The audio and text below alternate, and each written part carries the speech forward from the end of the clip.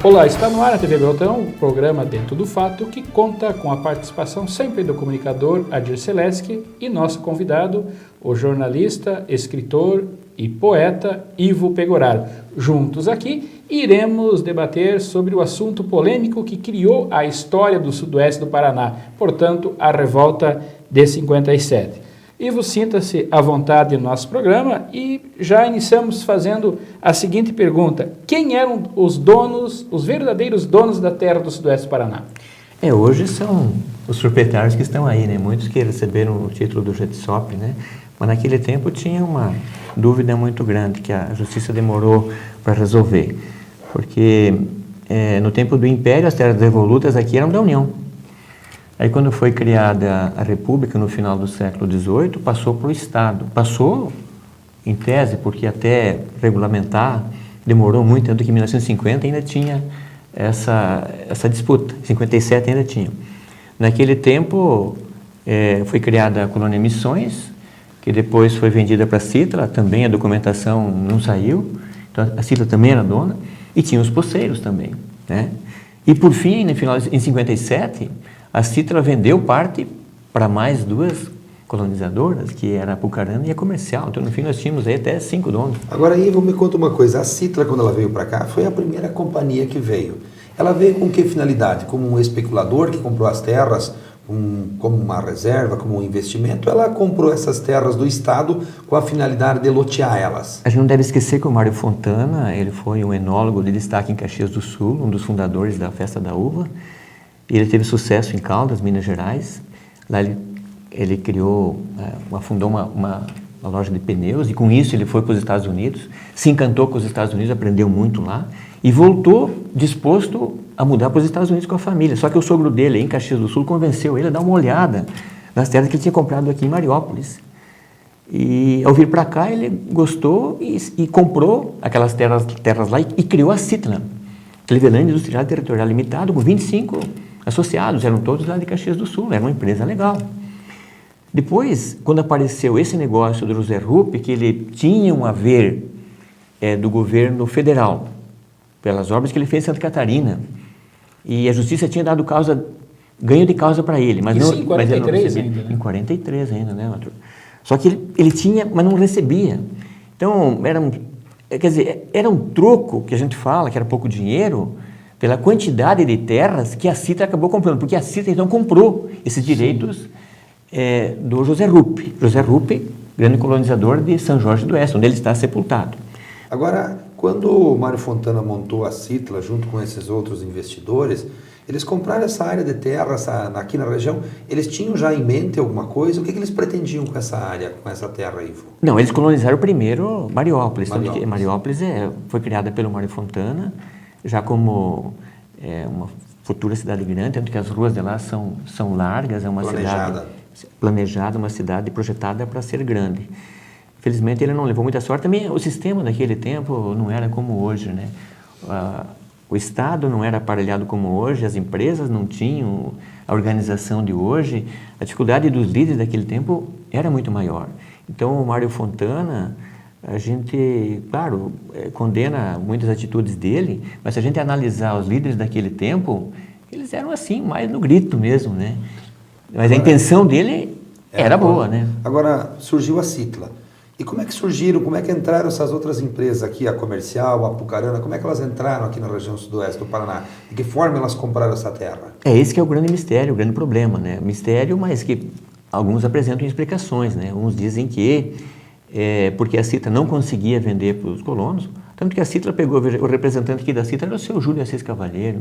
O seu Júlio Assis era uma pessoa que negociava, quer dizer, se a pessoa tinha dinheiro, dava, se não tinha, ele deu muito terreno aqui, ele foi um dos formadores da cidade. Mas ele era o representante da Citra.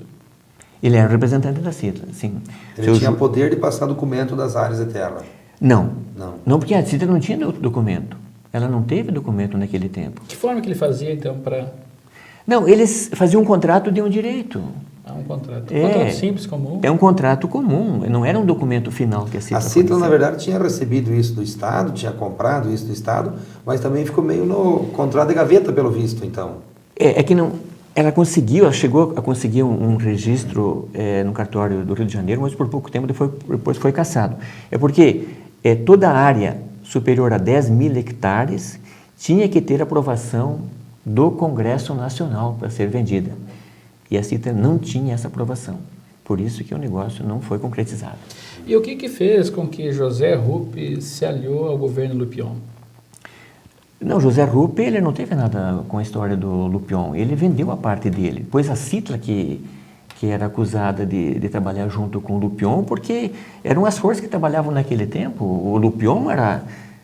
a gente deve sempre lembrar que o Lupion foi o homem mais poderoso economicamente do Estado. Quando ele assumiu o governo do Paraná a primeira vez, em 46, o orçamento do Estado era de 200 milhões. O orçamento das empresas que ele administrava era de 50 milhões, 56 milhões. Então, quer dizer, é como se fosse uma empresa... Hoje nós temos o orçamento do Paraná é 25 bilhões. Então, nós teríamos aí uma empresa com mais de 6 bilhões de orçamento. Quer dizer, era uma empresa grande que o Lupion administrava.